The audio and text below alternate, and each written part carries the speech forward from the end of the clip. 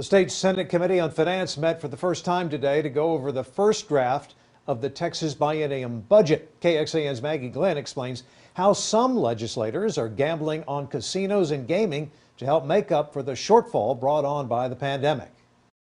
The Texas Capitol is in the sights of the Las Vegas lobby.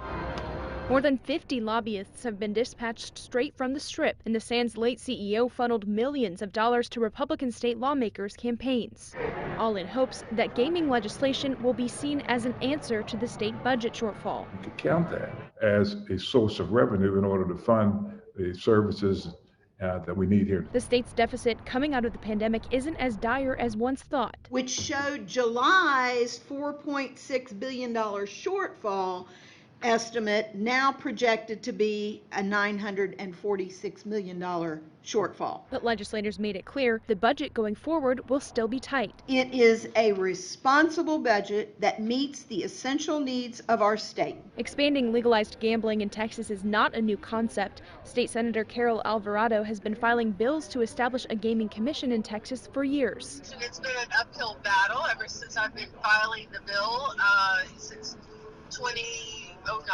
Opposition in the past has come mainly from conservatives on moral grounds. Those who were skeptical of the social hazards that might be seen as attending gambling, from gambling addiction. But Democrats point to other states where the system has already been established. You go to Oklahoma, Louisiana, guess what license plates you see?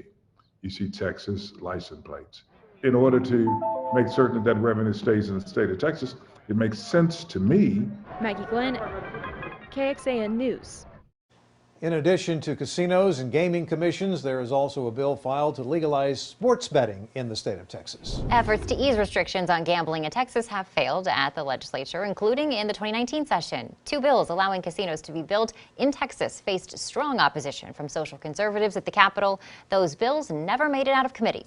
Another bill aimed to change the definition of daily fantasy sports, calling it a game of skill, which would make it legal to win money under Texas law.